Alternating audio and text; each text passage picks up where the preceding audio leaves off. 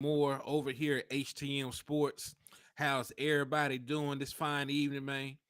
So I just want to take my time out my day to come on here, give y'all a little bit of Dallas Cowboys content, talk about some of these off-season things that been happening around the league, some scenarios with the roster, different things like that.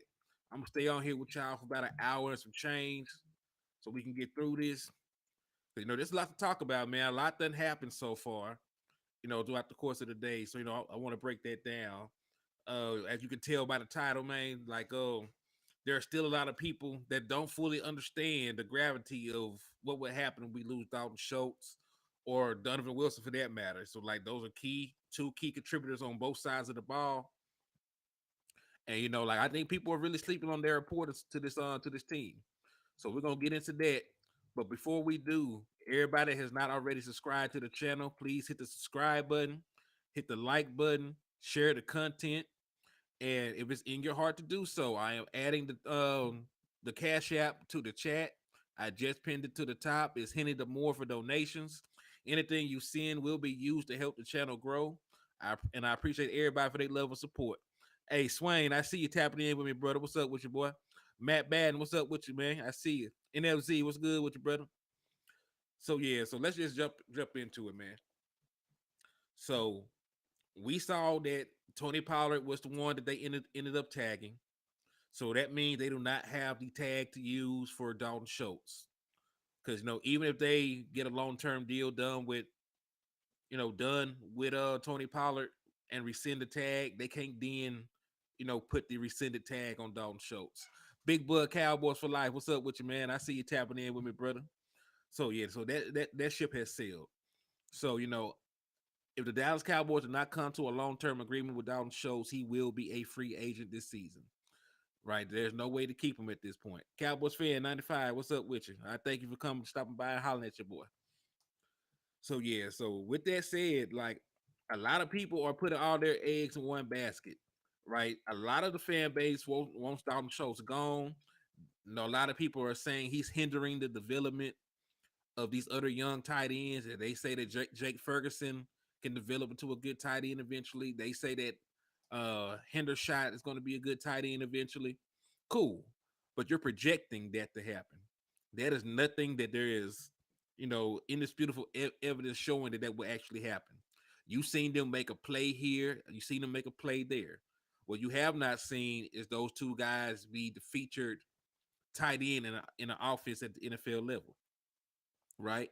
So I like their their potential. They really can be good tight ends down the line. But you're asking a lot for second year players to step up and do what Dalton Schultz did. Now I know that people like to think that Dalton Schultz is just a product of the system, that Dalton Schultz wooty woo. But I'm the numbers guy. Y'all know me. That's what I come in here to do. I'm the numbers guy. When it comes to the actual numbers, in regards to Dalton Schultz, like he has been one of the most productive tight ends in the National Football League. Joshua Fisher, what's up with you, man? Dwayne Brown, part of the Wrench Gang, I see you, brother. Thanks for tapping in. Brian Kite, I see you. Yes, numbers and facts are what we're here for. Said Swain said we could sign a free agent tight end. I mean, we can, but they would not. The free agent tight ends that are available are not as good as Dalton Schultz, right? So that's the thing. Like, I understand, people wanting to move on from Dalton Schultz, but like Dalton Schultz is a damn good tight end. I just don't think people, really put it into perspective what he really is for this team, right? So this is about putting things into perspective about Dalton Schultz. So let's just start with last year, right? Like people are mad at Dalton Schultz because he did not have the same season that he did the year before, right? Dalton Schultz in 2021 had over 800 yards, had 8 touchdowns. Like he really was a top in production, a top 3 or 4 tight end, right? In 2021, that what he was in production. And people were down on him this year because the production was not the same. But it was still great production, right? In terms of targets, he was the seventh most targeted tight end in the National Football League. In terms of touchdowns, he had the seventh most touchdowns by any tight end in the league. In terms of yardage, he still had 577. That's top 10 among tight ends. Right? That was 10th amongst tight ends, actually. Right at 10. And this was with missing Dak Prescott for 5 games. This was with Dalton Schultz himself being injured for multiple games and playing hurt. This was with all that. So even Dalton Schultz, without his starting quarterback, him not being healthy for a good chunk of the season, he still gave you top 10 tight end production, right? It's a step down from the top 5 tight end production that you got, the year before, but it was still top 10 production in terms of tight ends, right? He was top 10 in touchdowns at the position. He was top 10s at yards in that position. And for what he did for our team, like it was not, and I want y'all to also put this into perspective in terms of what he meant to the Dallas Cowboys offense. Right? Michael Gallup was not your second leading receiver. Noah Brown was not your second leading receiver. Like T.Y. Hilton was not your second leading receiver.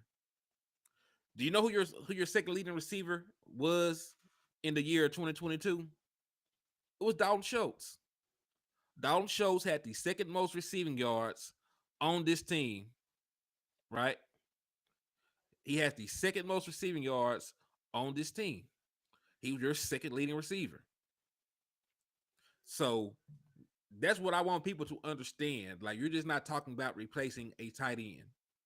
You're talking about replacing a tight end that over the last 2 years, I have to keep throwing this out there, right? Let me pull up the statistics because I already did the legwork. I got the numbers ready. I just got to get it pulled back up on my page because I'm a tweeting little dude. I had to put some tweets out about it. So let me go and find the numbers that are worked over for Dalton Schultz because I did it for the last 2 seasons. Let's see, because this is y'all just up here acting like he's chopped liver. Y'all be acting like the boy don't deliver, right? But that's not the case. Over the last 2 seasons, Dalton Schultz is putting up top 5 tight end production. Let me see. I can find what I typed up. Here we go. So in the last 2 seasons, and I posted this on the 22nd of last month. Dalton Schultz is 5th in touchdowns, he's 6th in yards, and he's 4th in receptions at his position. Right? So that means in the NFL, in the last 2 years, only 4 tight ends had more touchdowns. In the last 2 years, only 5 tight ends had more yards. In the last 2 years, only 3 tight ends had more receptions. I'm going to say it again. I'm going to say it again, right? Right. The last 2 years, only 4 tight ends had more touchdowns, right? Last 2 years, only 5 tight ends had more yards. Last 2 years, only 3 tight ends had more catches. So, we cannot just sit here, right, and get rid of a tight end who has been this productive and act like nothing is going to happen to the team. And we can't be so nonchalant in the handling of this position that we just leave the fate of our seasons up to 2 young tight ends. Right, like a bunch of guys want to come play with Dak Prescott, but he's trash, right? It'd be like that though, bro. It'd be like that. We'll talk about Dak Prescott in a little bit too. And this is the thing. I don't think it would take a world-ending money to sign Dalton Schultz, right? Because when it comes to me in contracts, the annual number can say whatever the annual number says, right? I always bring up Dak Prescott's contract.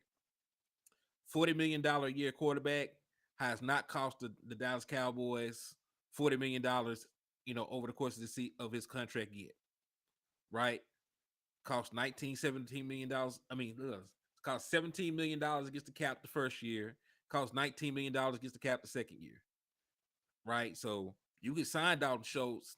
Let's say the deal is $12 million annually on paper. It says $12 million annually.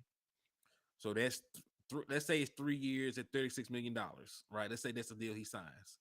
Well, at the time of signing, they can give Dalton Schultz $10 million, right? They can give him $10 million at the time of signing. Ink ain't even dried on the contract yet. You can sign that contract, get $10 million up front, right? So if you give Dalton Schultz $10 million at the time of signing, that's going to only be $26 million left to give him over the course of 3 years. So we do that basic math. Let's say we did it like that. Gave him $10 million up front on a $36 million deal. Right? So there'd be $26 million left to finance. You divide it by 3, and that's about $8.6 million annually, right? He said Henny Schultz is not even Mike McCarthy type of tight end. He may not be. Like, I do know in the West Coast offense, like, you prefer a tight end who is more mobile. But we've seen Mike McCarthy use other tight ends before, right? He has not always had the same dynamic of tight end before. Like, they have not always had, the super athlete tight end. There have been exceptions to the rule. And right, since it is a West Coast offense we are moving to, like, the typical things that a tight end has to do, you don't really have to worry about that with Schultz. Like, they're like the biggest weakness in Schultz's game is pass blocking, right, or blocking in general. Well, tight ends in the West Coast offense usually don't have to do that too often. What he is, though, is he's a good pass catcher. He has sure hands. He gets open. So, there's no reason that he cannot fit inside of the West Coast offense. And he's been too good of a player up to this point, for you just to walk out the door. Now, there are options out there, that you can bring in. But I just want people to understand. Do you think if Mike Gesicki with Dak as a QB can put up him in top production? I don't know. Right? Those are unknowns. It's a possibility because Gesicki is a good tight end. Right? Hayden Hurst is a good tight end. But I have not seen them produce at the level of Dalton Schultz. Right? And, maybe the quarterback situation, right? It could possibly be that. My point is, do you really want to take that chance? Like, we are a team that puts a lot of faith on young guys, right? We are a team that put a lot of faith on young guys. And we just seen the Dallas Cowboys do this last year with Amari Cooper, right? We just seen them do it last year with Amari Cooper. We let them trade away Amari Cooper for a 5th-round pick. They sold us on CeeDee Lamb stepping up, and then they sold us on the other guys, filling in for CeeDee Lamb. Well, CeeDee Lamb, he actually held up his end of the bargain, right? He held up his end of the bargain. He came in. He was a true number 1 receiver. He went crazy, made an all-pro selection. He is a number 1 receiver. He's a top 10 receiver in the NFL right now, right? He proved it. He proved that. The issue, though, was none of the other guys could step up and take up the slack that CeeDee Lamb left behind, right? Because CeeDee Lamb just filled in the void for Amari Cooper. There was nobody else to fill in the void left by CeeDee Lamb having to be the top guy. Michael Gallup couldn't do it. Jalen Tolbert, who we drafted with a top 100 pick, was not ready. He hardly even got on the field. Noah Brown, even though he played the best football of his life, it was still low-level wide receiver production. He was like in the 90 percentile of wide receiver production. T.Y. Hilton was here for a cup of coffee, right? So I just don't want the Dallas Cowboys to, go down a similar path as before, right? We saw them try this before. And right now, the Dallas Cowboys are selling the fan base on tight end by committee, the same way that they used to sell us on wide receiver by committee. No time the Dallas Cowboys have ever tried committee, has it worked. Every time they ask us to just watch it work, right? And this thing, like, we are leaning on a lot of stuff here. Like, yes, we're leaning on track records that Dak had right? Because he has been good with other tight ends. Blake Jordan got paid because he played with Dak Prescott, right? To an extent, Dalton Schultz got paid because he plays with Dak Prescott. Jason Witten, even though he was old, had some great years with Dak Prescott. So I understand, right, for why people feel comfortable with the move. I can understand that. But we need to just be honest about how well Dalton Schultz has played. Right? Can we all just collectively do that? Can we acknowledge that over the last 2 seasons, Dalton Schultz has top 5 tight end production? So I also, the same people that want Dalton Schultz gone, right? If the two guys behind him that we're going to put all the burden of the world on cannot do it, right? If they cannot come in and do it right away, I need us as rational Cowboys fans and knowledgeable football fans to not drag them or crucify them, right? Because we're asking Ferguson and Hendershot to give us top 5 tight end production between the two of them. So if they do not turn around and do that, I need us to let them slide, because this is a lot to ask of them. This is really not what you're supposed to do. And I understand there are other good tight ends out there, but the market is going to be similar for them too. Michael Lockhart, what's up with you? Double R, I see you in here, man. Swain, what's up with you? Yeah, he said I agree. He said agree. I can understand that. But yeah, man. So, and this is the thing, like y'all did name some good tight ends out there. Gesicki, I think he would look nice as a Dallas Cowboy. Hayden Hurst, I think he would look nice as a Dallas Cowboy. But you know what? I'm also remembering, right? I'm also remembering how the Dallas Cowboys handled Amari Cooper, because there were other names to bring in, right, to fill the void left by Amari Cooper, and they did not do it. So the track record with the Dallas Cowboys is, if Dalton Schultz walks, your 3 tight ends going forward are going to be, it's going to be Ferguson, it's going to be Hendershot, and they're going to give McEwen a bigger role, and they're going to draft somebody, right? That's how they rock. That's how they rock. So if we lose Dalton Schultz, I don't actually foresee them going out and getting a Hayden Hurst, because Hayden Hurst has earned at least about $9 million, $10 million, right? He's earned that. Like all the other tight ends, they want to get paid. So my thing is, if you want to bring somebody in like Hayden Hurst, right, who is not as good as Dalton Schultz, and he wants about $10 million, then why not just give Schultz the $12 million that he probably wants, right? I think he worth $2 million more than somebody like Hayden Hurst, just based on his production, right? Because you got to think about it. It's Gesicki, like his numbers aren't chopped liver, right? I think most of these tight ends on the open market are going to want at least $10 million, right? Because that's what the tag is right now. The tag for a tight end is $10 million. The young push out the old. Is that what we want? So we don't have to pay them. Well, that's what they do. I mean, that's what they do. And listen, if they are ready, Godspeed. I hope that the Ferguson balls. I hope that Hendershot balls, because we have to hope that is what happens. But I just want us to be practical moving forward about it, right? I just want us to be practical about how this is going to play out and about what to expect. So if you let Dalton Schultz walk, you're letting top 5 production from the tight end position walk.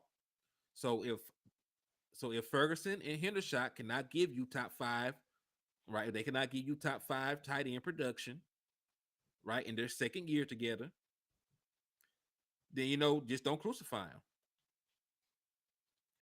because it's not their fault that the front office is mismanaging the position. You don't want to just throw them through the fire. And this is the thing. Like, they have made plays here, they made plays there. They have never been asked. They have never been asked, to go out there and do all the things that we asked Dalton Schultz to do. He said, I was all for letting Schultz walk until the playoffs. Dak has a connection with him. If you let him walk, you need two bona fide weapons to be brought in. Schultz was cooking in the playoffs. Yeah, he had 3 touchdowns. Like from the from the skill player position, like he had more touchdowns than anybody else on the team. He had more touchdowns than CD Lamb, all the receivers. Like he was eating. He went crazy.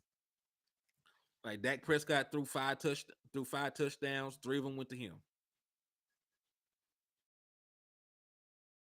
Yeah, but see, OG Brown, OG Dwayne, like I understand people wanting to get cheaper, but I don't want to keep signing people that aren't better. Right? I don't want to keep signing people that aren't better. And there's not, and this is the thing, like in free agency, Dalton Schultz is the best tight end in free agency. Right? That's why the Dallas Cowboys are finna let him walk. They do not want to pay him. Right? Because he's the best player on the open market.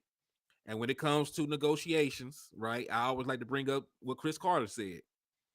Chris Carter said, when it was time for him to get his money, his front office was telling him he ain't this, he ain't that, he ain't this player. And he asked them, well, are those guys available? They said no. He said, okay, then. Well, I am that for you. Like I'm the best you got. So I like using that story that he told because that's the truth. In this matter, right? Dalton Schultz is the best tight end on the open market. And if anybody else you bring in here does not have the production that Dalton Schultz had, like there is a reason, like he's top 5 or top 4 in all these tight ends in all these top tight end rankings, across the board, yardage, touchdowns, this and that. Yeah, Chris Carter, gold jacket, bad man. And I'm not saying that Dalton Schultz is the Chris Carter of wide receivers or nothing. I'm just saying when it comes to the open market, if you're the best guy on the open market, then man, like I don't. I just want to keep you then. Like if I got a player that would be the best guy on the open market if he were to hit it right now, right? I want to keep him. I want to keep him because if you look at all the free agent wide receivers out there right now, right? If CD Lamb was to hit the open market, right, he would be the best available wide receiver, right? If you look at the free agent wide receivers, if CD Lamb was to hit the open market this year, right, he would be the best wide receiver available, right? It's the same thing with Dalton Schultz. Dalton Schultz is finna hit the open market. When you look at the guys who are available, y'all mentioned Hayden Hurst. Dalton Schultz numbers are better. You mentioned Gesicki. His numbers are better, right?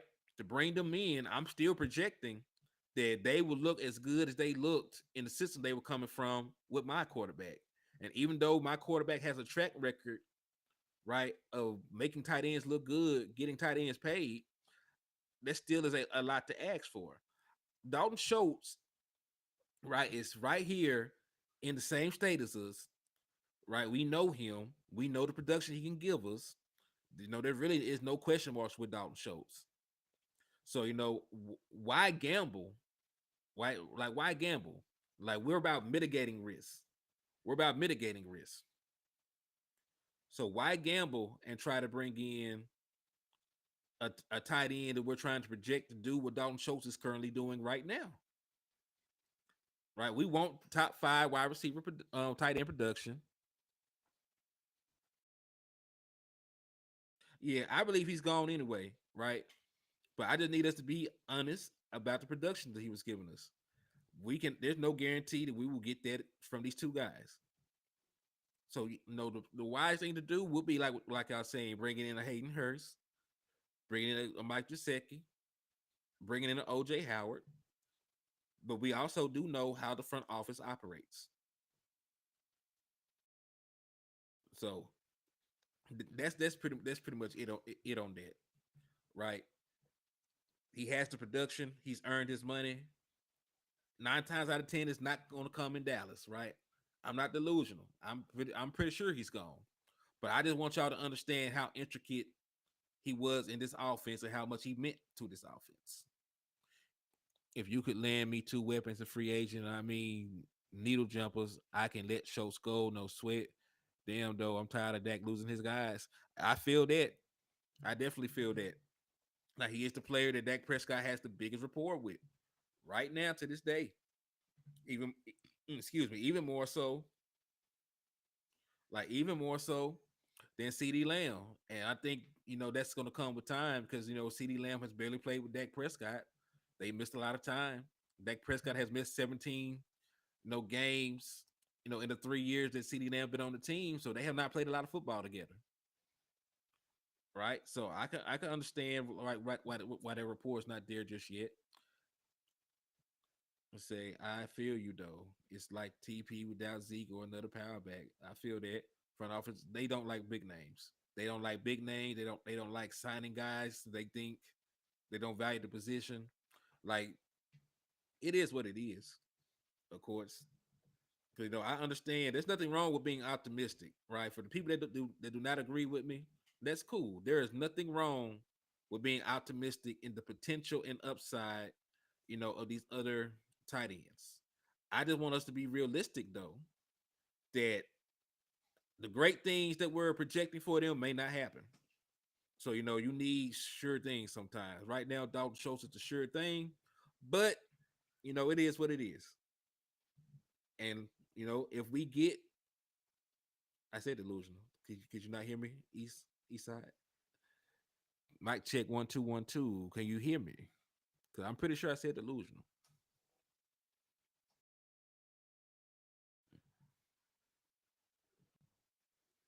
But yeah. Well, point being, like we need a sure thing, proven commodity. Right now it is Dalton Schultz, but if we cannot retain him, I wouldn't mind getting better at wide receiver position. We are moving over to a West Coast style offense. You will need, wide receivers who can, you know, who have speed, who can run this style of offense, catch and run style wide receivers, guys who specialize in yak. So I feel it. He says just East Side. Okay, it's all good. Amari Cooper was a sure thing. Now we want a receiver in the draft. Exactly. Right. So that's really one of the reasons why I was sticking out with Dalton Schultz. Right. The Dallas Cowboys, they're known for hustling backwards. They're known for hustling backwards. Like, and listen, we're still trying to recover from Amari Cooper not being on this team. Right? They did not handle that well. I do not want to go into the 2023 season with a similar dilemma at tight end. Right? Because and listen, I do see the potential, in these young guys. Like I see the flashes. I understand why people are excited to see them play. I do. Swain said we hear Koopy tear up a little bit. Bro, I understand that. Like, yeah, I still wish we had Coop on this team, man. Like Coop was a difference maker. He was your best route runner. He was your most experienced wide receiver. Former first round pick. Had a good rapport with Dak Prescott. And he was one of the few guys that could consistently, run the correct route on the option routes that Kellen Moore had us running. So, I definitely missed him. So yeah. So we talked about Dalton Schultz in great length. Another guy that I do not think people understand, how valuable they are to this defense. We're gonna go to the other side of the ball. It's Donovan Wilson. Like Donovan Wilson, like people are talking about, you know, Marquise Bell, like he's played meaningful snaps before, right? So we're up here talking about Marquise Bell or Izzy McQuamu, like they monsters, like that. And again, I sure will continue snap and player progression. One day, those guys will develop into great players down the line. But as a fan base, we're dealing with unproven commodities, untapped resources, right? Mysteries, enigmas. We don't know these boys gonna get in there and ball like that. And Donovan Wilson, as a safety at his position, he was top 10 in tackles. He had 77 total tackles, over 100 tackles as a safety, bro. He had over 100 combined tackles as a safety, right? Forced a fumble, had an interception, and even better, right? The man gave you 5 sacks. As a safety, he gave you 5 sacks. So no, Dono is a guy that you need to stay. Like you just gotta look at what he did as a player and how productive he was for your defense. Like you're taking, listen, losing Donovan Wilson from your defense, you're gonna lose 100 tackles. You're gonna lose 5 sacks. You're gonna lose a forced fumble.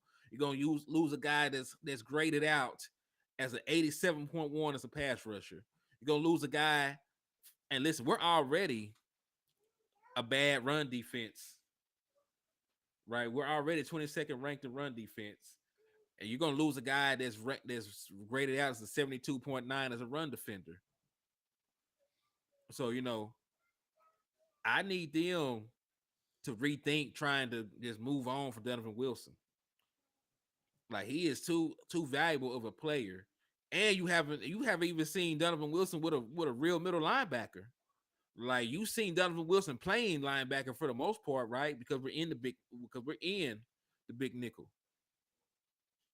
Like we're in the big nickel, so he's playing a lot of like quasi linebacker for you.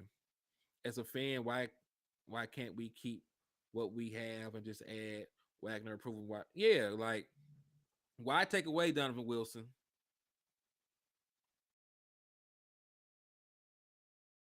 Exactly. It even took Dono time.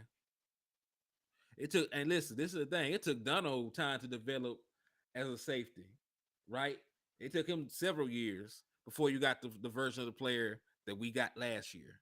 So why start that clock over? Like Donovan Wilson is already done took his lumps and bruises, already done learned the system, already has developed further, already is adjusted to the speed of the NFL. So why would you want to reset the clock with another guy? Like Donovan Wilson is already tailor made to play and start on a playoff team. So why restart the clock? Like Marquise Bell may not even be ready for the role that you're asking him to take. Izzy McQuamu, like he may not even need to be a safety right now. He might need to move back to cornerback. Like he played great. He played great as a slot corner. He played great as a slot corner, right? So like, there's a lot of questions, circling what you're going to do. The smarter thing would be to add a true middle linebacker, let Ron Curse and Donovan Wilson, just go back to playing safety full time, and you have a better defense just based on that alone. You have a true middle linebacker with size and experience that can get everybody lined up, that can do the dirty work, they can fill the run gaps, right? And they can just play safety. They can just roam and play safety. They're more dangerous. Like they could be the robbers in the defense. Just let them do that. But they make things too complicated. My issue with the Dallas Cowboys is like when you have a lot of good players at one position, they always want to try and just let these guys walk. And it would be different if like you had great players and you were trading them away to get great players at another position, right? Like this was a situation where Malik Hooker was playing like the old Malik Hooker and Ron Curse, right? And like Ron Curse is a baller; he plays well. So if this was a situation where you already had, more proven safeties in the safety room, and you could trade one away to get a good wide receiver or to get a good guard or something like that, then all power to it. I would understand that. But just letting good players walk when you have question marks at that position is stupid. You do not know what Marquise Bell can give you half of what Donovan Wilson is giving you. You don't know in a full season if Izzy McQuamu can give you half of what Donovan Wilson is giving you. So, I just don't like the Dallas Cowboys trying to reinvent the wheel, try and go about it the way they've been going about it. Because it's stupid. It's stupid. Right? It's just like, man, it's just like if you got shot right? And you're already at the hospital. You're already at the you got shot and you're already at the hospital. And you walk your stupid behind out to go to the hospital 3 miles down the road because you think that hospital can treat you better. Boy, you already at a hospital. You're bleeding. You're bleeding out right now. You're bleeding out right now. Stay at the hospital. And that's what's going on with the Dallas Cowboys. Like they already have what they need. They already have what they need at home. But they want to go out and try and find somebody else to do exactly what Donovan Wilson is doing right now. And no, that's why I feel the same way with Dalton Schultz. Like I'm gonna let Dalton Schultz walk and then ask somebody else to do what he's already doing for me. Right? That's dumb to me. That doesn't make sense to me. And before people talk to me about the salary cap, which is a figment of our imaginations. The salary cap is a figment of our imaginations, right? Saints signing guys when they're $50 million over the cap, right? And to be honest, it's not my money. I don't care if Jerry Jones and them have to spend some bread. It's not my money. I just want the Dallas Cowboys to build a Super Bowl roster and win a ring. I don't actually care about the cap implications because you had good cap the last 20 years. In the last 20 years, you ain't even made an NFC championship game. So at some point, right, actually putting together a team of qualified players to compete for a Super Bowl, outweighs having a good cap number. We've had good cap numbers for years and not enough playoff wins. So, if we have to be over the cap a little bit, or if the numbers aren't perfect, we can only keep this particular team together maybe 2 years at top. I don't give a damn if it leads to a Super Bowl, right? Yeah, I love spending other people's money. I was an only child. I used to love spending my mom and them money. I was the only child. I used to love spending their money. I knew when they were getting paid for, they knew when they were getting paid. Yeah, so I love spending other people's money. So when we talking about Jerry Jones, like you listen, I would never feel bad for a billionaire have to spend a couple $1,000,000 extra. Like dog, you got to write you finna write a couple $1,000,000 off in your taxes anyway. You finna write $1,000,000 worth of cars off in your taxes this year anyway, Jerry. So if you got to spend a couple $1,000,000 over the cap or do this and do that, so we can, as a fan base, win a Super Bowl, like you ain't gonna get no pity from me. Like they go out here and listen, what's so crazy about it, man? They go out here in front of the public eye, act like they broke every year, man. Like, man, we paying Dak Prescott, man. I don't know how we're gonna build this roster, man. I don't know, Jerry. You got a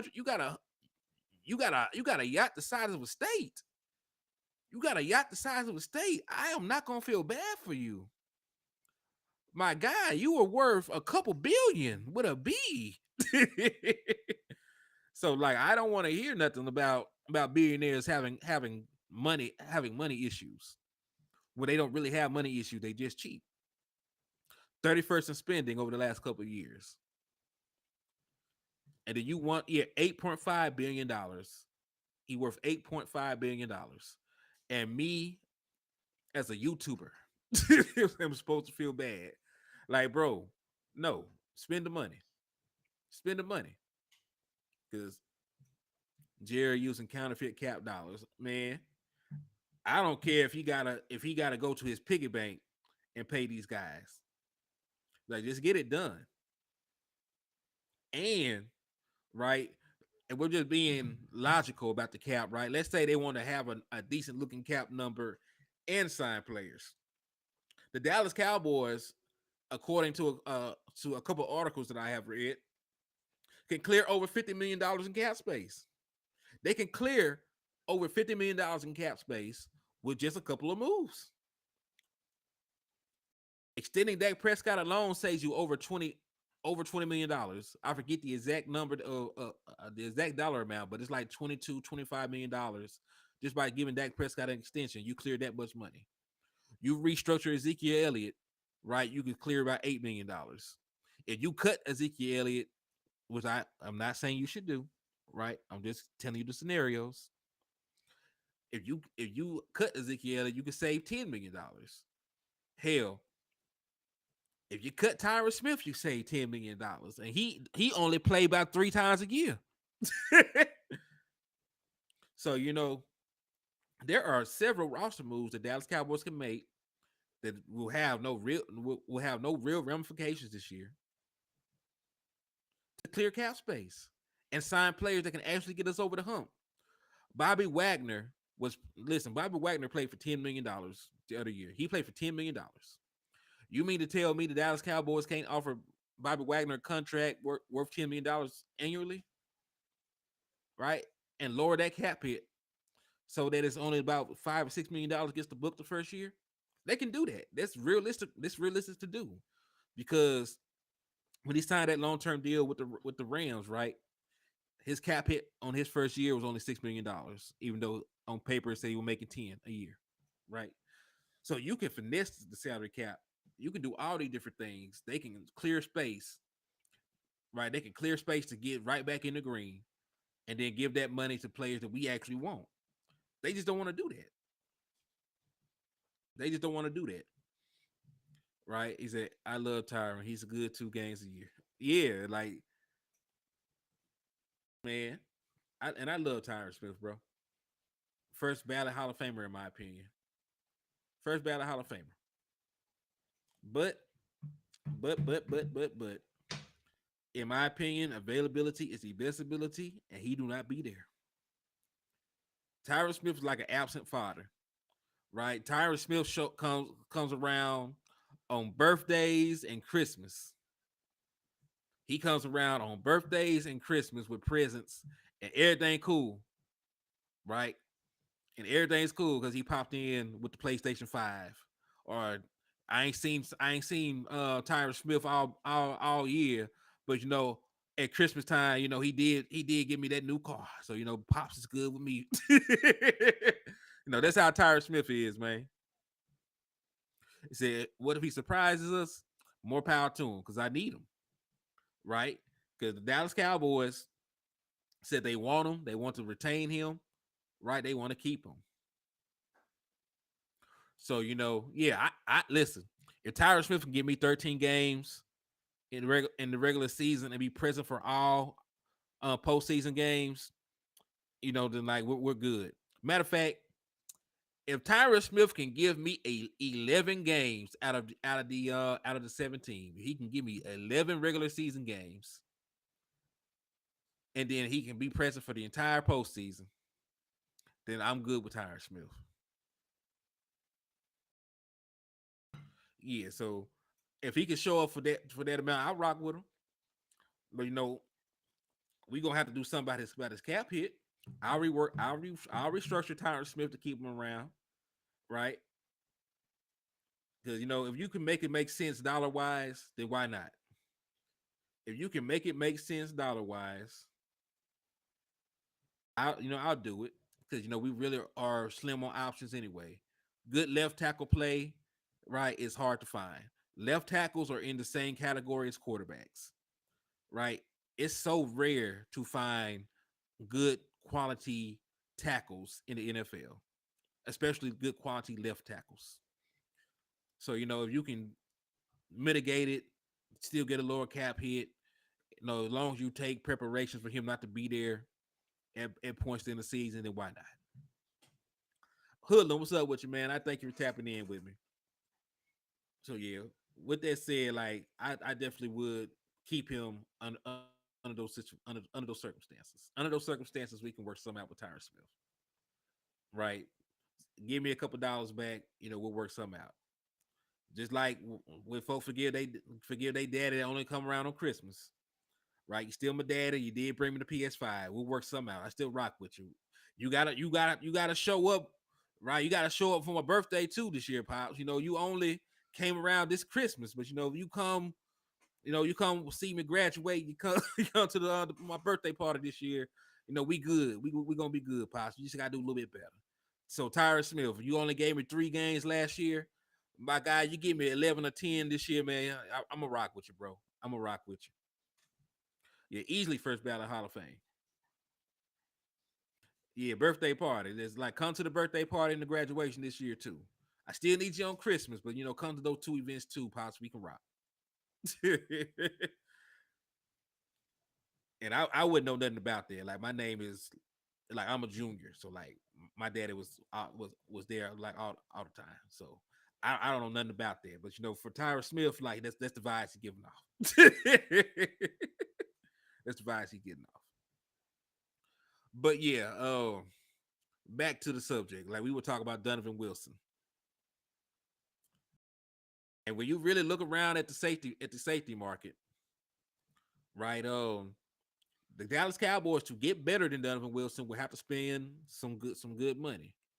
While if you resign Donovan Wilson, there is a slight possibility. Right, there is a slight possibility. Nah, for real though, man. Like he got to do something. He got to do something. But yeah, there's a slight possibility that Dono is not going to break the bank playing. Resigning with the Dallas Cowboys. Right, he might stay and play with Dan Quinn a little bit longer. Right, so maybe they get something done, maybe they don't. But we just got to sit back and see, man. But we definitely need Donovan Wilson back. Like he's too integral to what we do on defense to just let him walk. And when you talk about the safety market, the Dallas Cowboys don't like paying safeties anyway. So the guys that actually are better than him and that are available, the Dallas Cowboys ain't gonna touch him. So you can't get better than Donovan Wilson, right? To just keep Donovan Wilson. I don't listen. We just won a playoff game. We just won 12 games. I do not want to get worse at key positions on my team after a season like that. Like we won 12 games. We won a road playoff game for the first time in 30 years. You're supposed to be building on that. You're supposed to be adding to what you just did to have continued success. That what other good teams do, if we're a good team, we will do the same. It's common sense football. It's common sense football at this point. Right? All right. So we talked about that. Those are my two biggest things. The ramifications of losing Dalton Schultz and Donovan Wilson.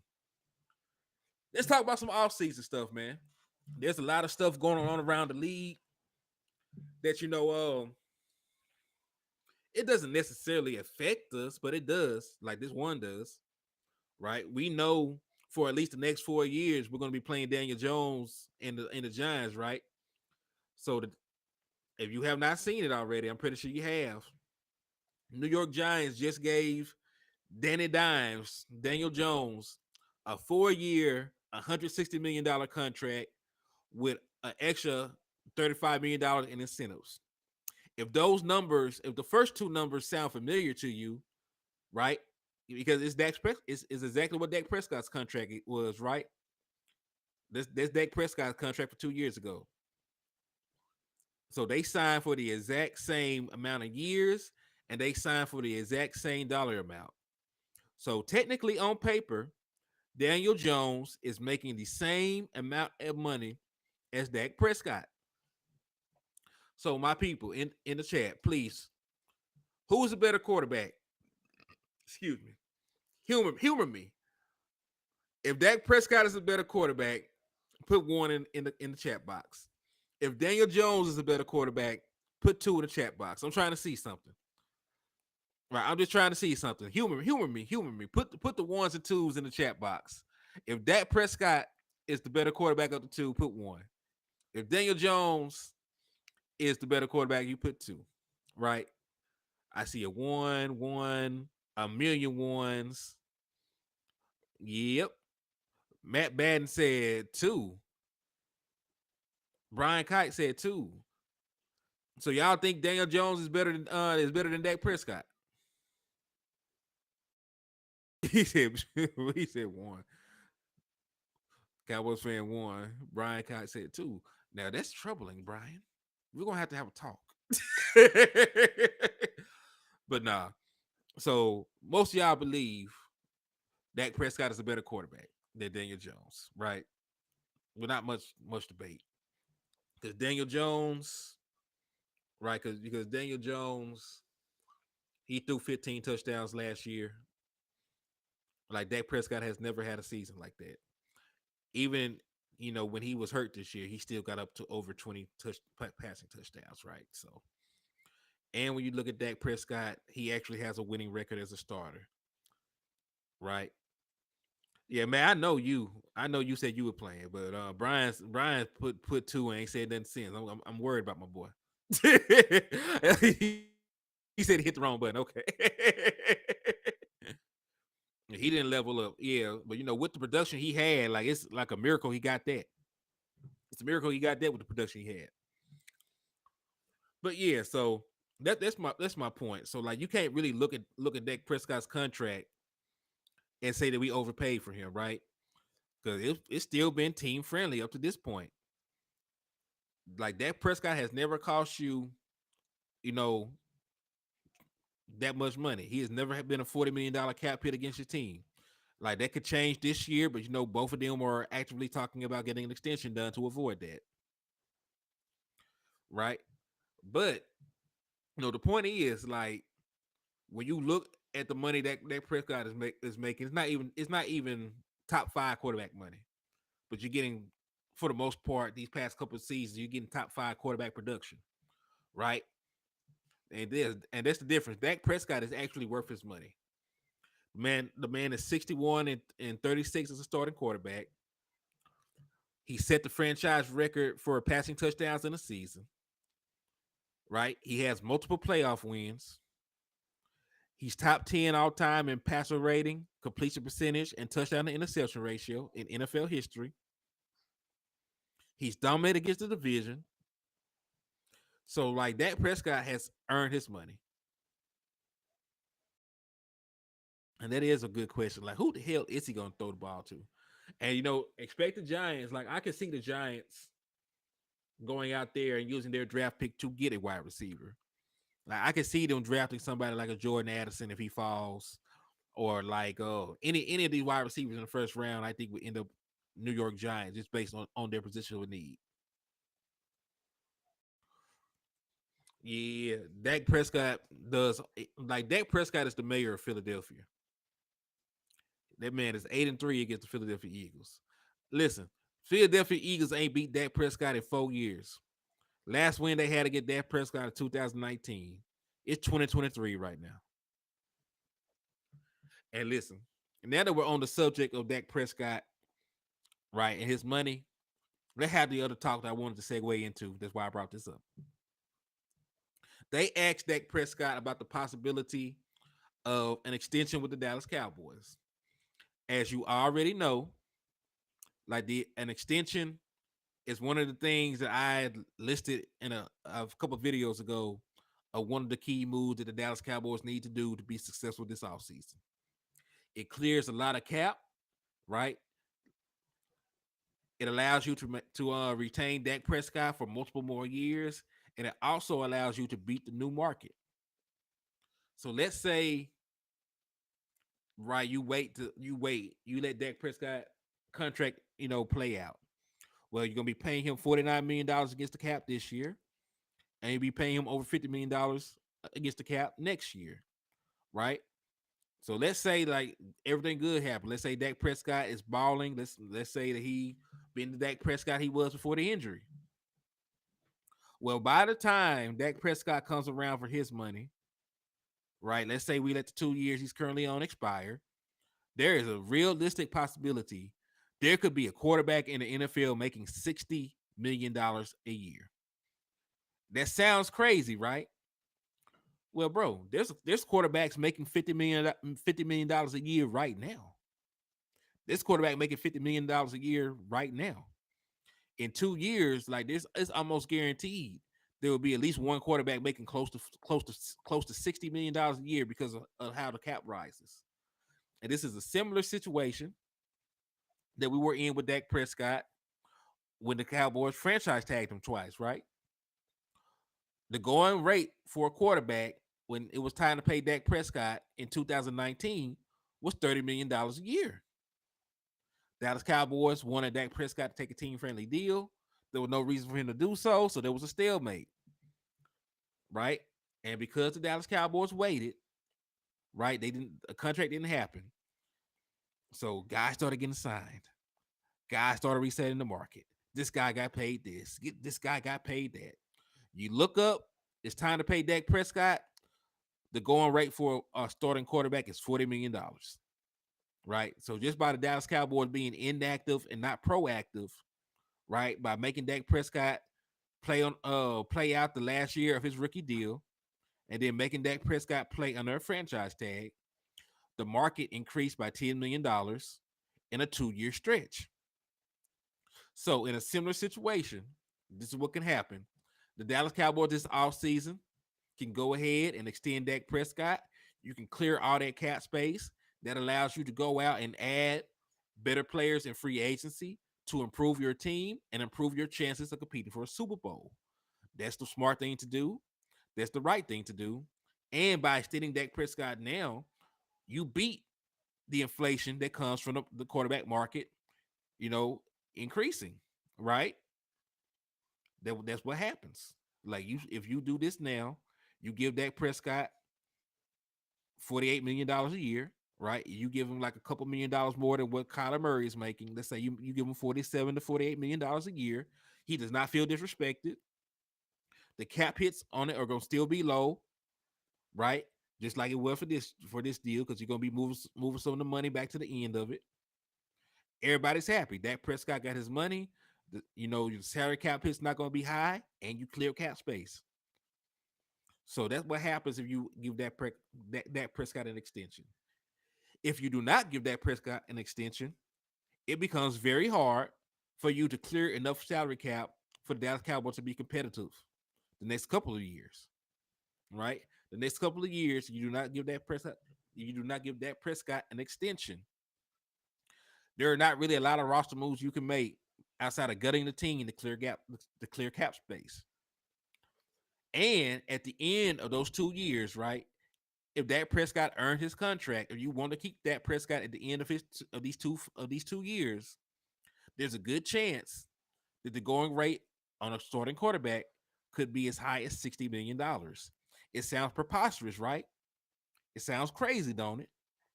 Look at the guys who are finna get a contract. Look at the guys coming up to get contracts. Joe Burrow is finna get a contract that resets the market. His contract is probably going to be over $50 million. They are already talking about giving Jalen Hurts, who is not on Joe Burrow's level as a player, right? He had that one good season. Hats off to him, all pro selection. Hats off to the young man. But there's talks of Jalen Hurts getting a $50 million a year deal, right? So there are also talks about Justin Herbert, the media darling. Yeah, Michael H.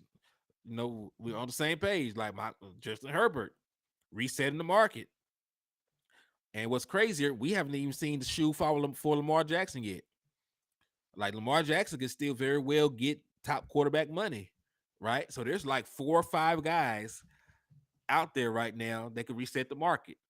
Well, after the 4th or 5th guy resets the market, it's gonna be ridiculous. It's gonna be ridiculous. And then you can't say like, well, it won't be that high. Kyler Murray's making $46 million a year right now. Like right now. You don't think looking at the Kyler Murray contract, Joe Burrow can't walk in there to his team and say, I want 50, I want 50. I want 50. They're not gonna blink. They're gonna give Joe Burrow $50 million a year if he asks for it. For real, like if people are paying Kyler Murray 46, yeah, then Lawrence got like 2 years, and they're not gonna let Sunshine go outside. Matter of fact, Lawrence after this season, he technically can get an extension. So you're looking at a bunch of young quarterbacks coming up that can reset the market. So it is wise.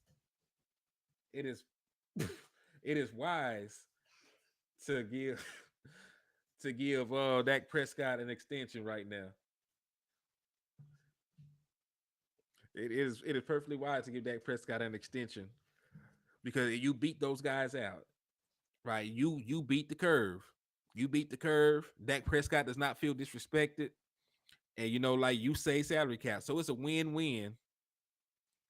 I'm just eating ice cream and LMAO at the chat. Don't understand why he's like being cheap. I know these guys crazy. Nah, like these guys are crazy. So yeah, they're very cheap though, man. We all know what the front office is really about, man. We know, we know.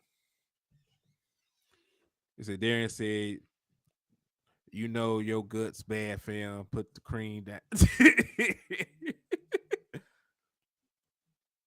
Lamar on the tag for this year, and technically Lamar Jackson can still get a big time contract because the team can still offer him a contract. And he got the non-exclusive tag, so a team can still offer him. It's just the fact that if they try to sign him, one, the Ravens can match it. Two, if the Ravens don't match it, they get 2 first-round picks. So odds are Lamar Jackson is not going to get enumerated until next year. Like there's a very good chance he does not get his money. Yes, any team can offer Lamar Jackson a contract. Yes, sir. That's correct. Any team can offer Lamar Jackson that bag, but they have the right to match that offer to keep him, or if they just let him walk, they get 2 first-round picks. So it's a win-win for the Ravens. Either they, get to keep Lamar Jackson after he tests the free agency market, or they get 2 first-round picks for him. Back football, you guys right. Mm. But yeah, man. Also, from that same front, let's use that as an example. We could have did the same thing with Tony Pollard, right? We gave Tony Pollard the exclusive tag. We gave him the exclusive tag and told him he's going to be a Dallas Cowboy. We could have actually taken a page out of the Baltimore Ravens book, gave Tony Pollard the non-exclusive tag, and let him test the open market. If somebody wants Tony Pollard that bad, they could pay him, right? And right, if the market value for Tony Pollard is not outrageous, let's say Tony Pollard goes out there and his best offer is 3 years, $24 million, which comes out to be like $8 million a year, right? Annually. Dallas Cowboys would match that easily, right? They could easily match that. Easily match that. Easily match that. Right? So no, that's the beautiful thing about it. If Tony Pollard goes out there and somebody is willing to give him $12 million a year, that's cool. Tony Pollard can get his money and we can get some kind of compensation for it. Right? Or if Tony Pollard's market value is not as high as he thought it would be, especially with his broken leg, we can then come back to the table, match whatever offer he gets, because if he gets a low offer from them, we can match that offer and keep his services. So like that's why I never understood why he got the tag, let alone the exclusive tag. I don't think any team's going to pay the Deshaun Watson rate. Let's see, for $40 million in all ones, I go out there and play running. Yeah, I know that's right, man. So yeah, like that's something that we could have easily did ourselves. We could have easily went out there, put the non-exclusive tag on Tony Pollard, let him test the open market, and I think it would have been easier that way. Pollard went from 4.3 to 4.7 speed. Well, if he run a 4.7, man, we in trouble because Tony Pollard was our most explosive player last year. So Tony Pollard does not have the speed to be out there to contribute. We are in deep shit. I'm just gonna tell you that we're in deep shit. Like for real. You said Pop, yeah. So like we need production. We need his explosive ability, his home run plays. Like that's the reason that you want to keep him. Hey, shout out to DC for Life for the $5 donation, man. I appreciate you. I appreciate you for the love, Ken folk. Then he said, yeah, Dwayne Brown said, give Pollard 3 years, $20 million with an $8 million signing bonus. All right, listen, this man got a broke leg. He got a broke leg. Like any money that he gets, should be.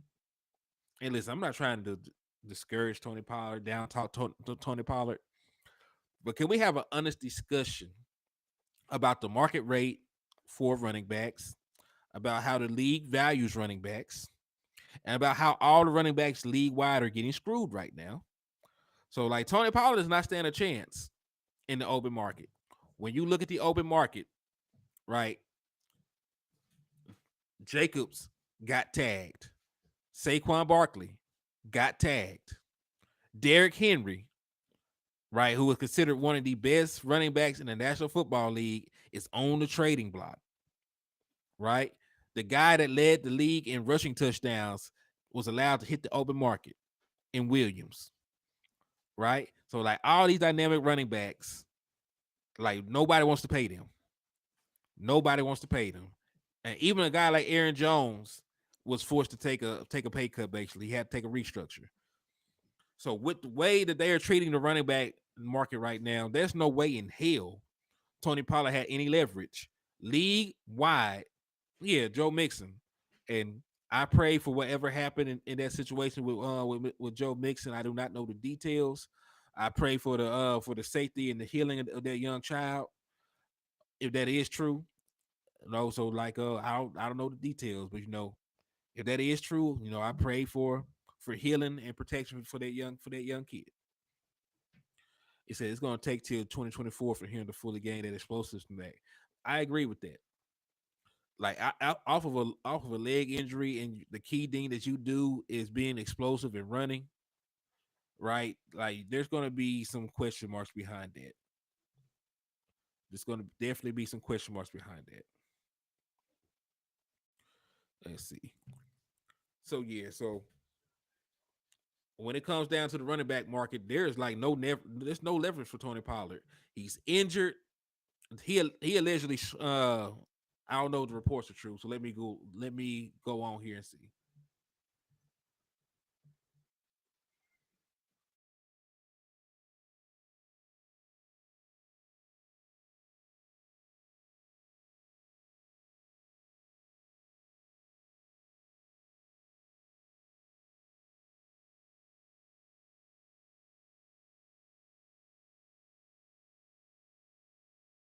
Okay, so this is the thing.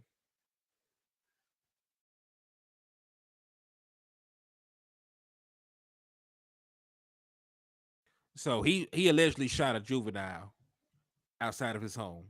I don't know the details, but that what happened with Mixon. Gunfire came from his home. A juvenile was struck. I don't know the details. But yeah, so like the running back position has been devalued. It's been devalued. He has a broken leg. There was no way in hell that Tony Pollard should have got tagged. Like you should have just gave him whatever contract. Should have gave him whatever contract. I'm not saying pay him whatever. I'm saying like you gonna get what you're gonna take what we give you because you're hurt. There's no market for running backs right now. We're really the only team that would even consider paying Tony Pollard the amount of money that is even respectable. And yeah, that's the thing. Like Tony Pollard is young. He's younger. He doesn't have to wear and tear. But my only thing is like in a negotiation standpoint between Tony Pollard and the front office, like he had no. I was gonna say he ain't had no leg to stand on, but I shouldn't even worded it like that. Oh, Tony Pollard had no leverage in the situation. He's injured. There's no market for running backs. Like you could there's no reason that this should have took us. It's no reason it should have took the franchise tag to get done. Is what I'm trying to get at. Like you could have easily signed him to a long term deal, like the kind of deal that you brought up, right?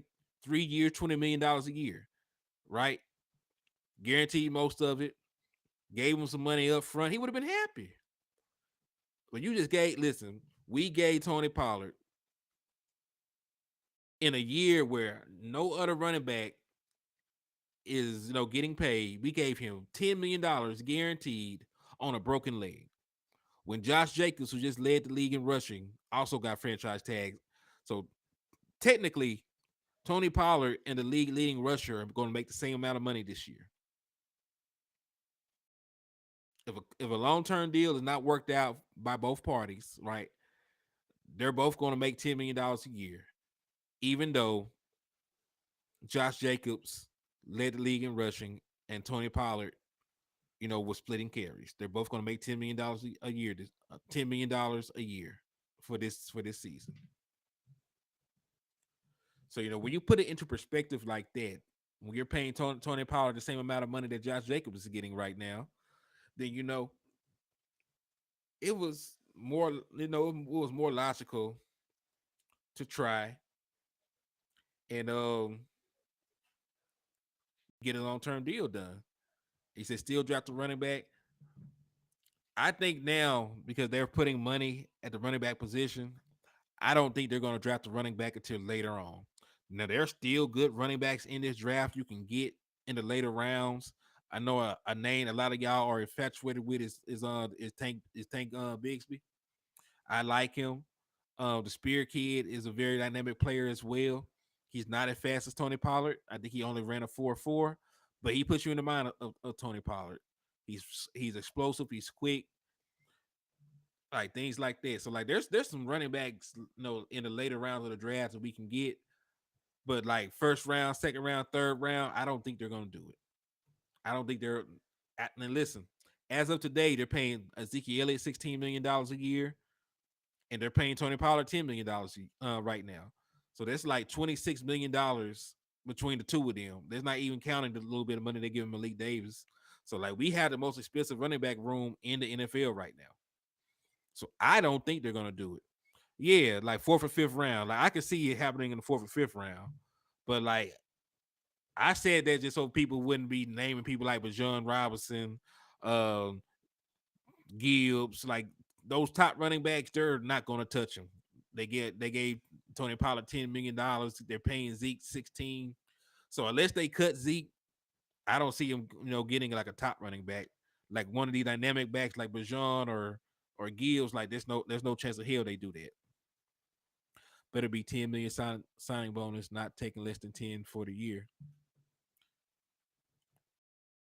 I can feel that.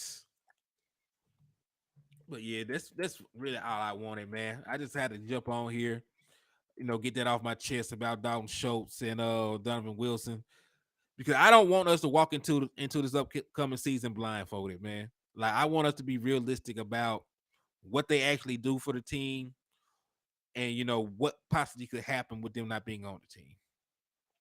Right? I like Dalton Schultz. I think he's a hell of a player. And if you get rid of Dalton Schultz, like you need to do something outside of depending on two young guys. I don't think any of the other tight ends are better, right? Because they have not been the last two seasons. I gave y'all the numbers, but